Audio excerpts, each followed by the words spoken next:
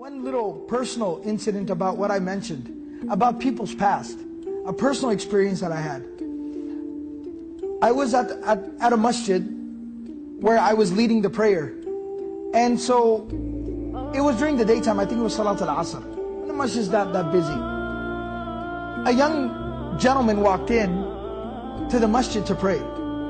Now, the gentleman was literally covered in tattoos. From his fingers up to his neck, completely covered in tattoos.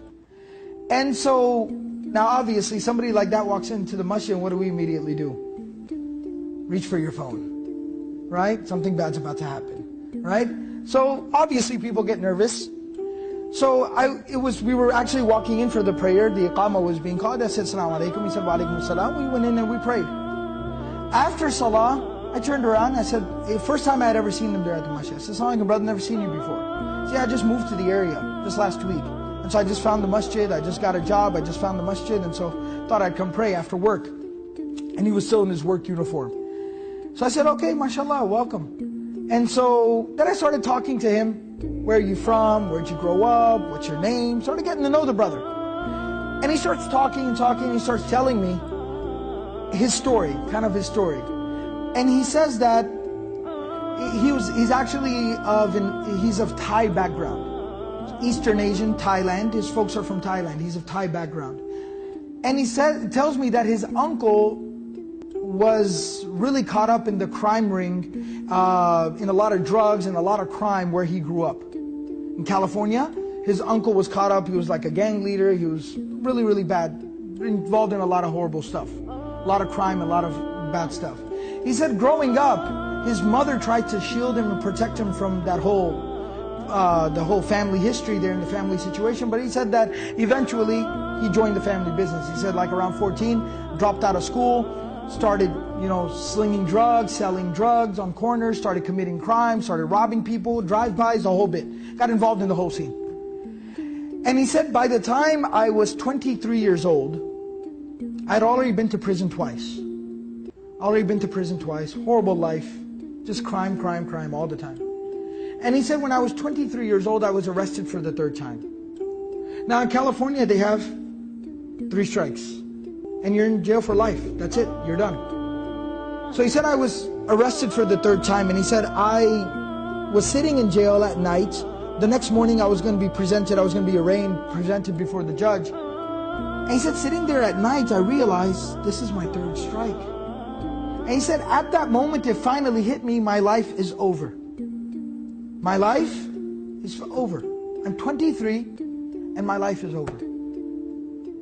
And he said at that moment it just sunk in. Because when you're caught up in that whole lifestyle, you don't think. He said it sunk in and it hit me. My life's over. So he said at that moment, I just couldn't help myself. He said in my cell, I fell into sujood. I did sajda. I put my face on the ground. He said it was the first time in nearly 10 years that I had done sajda. The last time I had done sajda was 10 years ago when I went to the masjid with my mom. Since then, I hadn't even done sajda. I hadn't prayed for 10 years. He said I did sajda, and at that moment, life changed. He said I cried all night long. And I made dua to Allah, and I said, oh Allah, I realize what I've done with my life.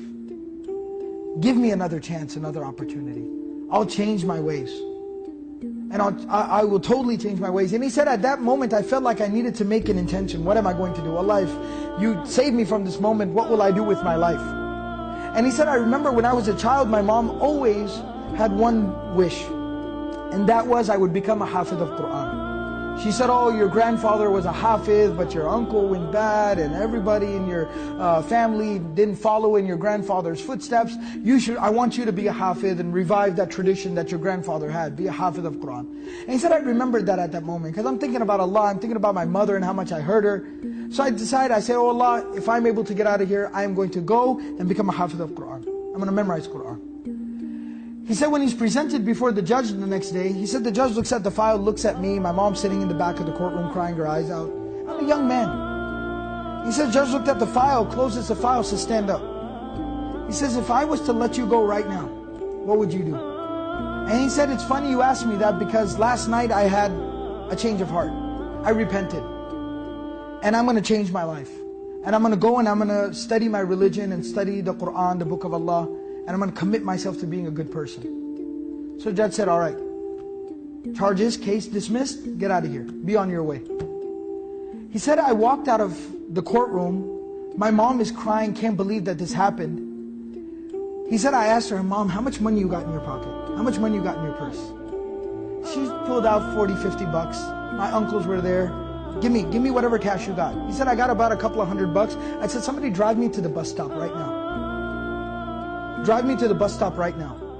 He said he jumped on a bus, rode a bus to the nearest major Islamic center, found out where's their Quran memorization program. 23-year-old man, just literally no clothes. He said, I had nothing.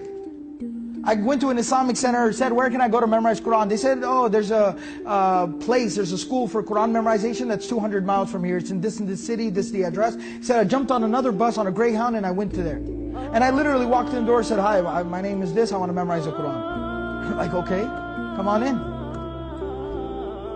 The man tells me, he was 23 years old at the time. He memorized the entire Quran. This young man didn't even know how to read Alif, Ba, Ta, Tha. He started from scratch. He memorized the entire Quran cover to cover in 8 months. 8 months he memorized the entire Quran. I've had him lead prayer. I've heard him read. Beautiful recitation. Knows his Quran. And today, years later, a husband and a father.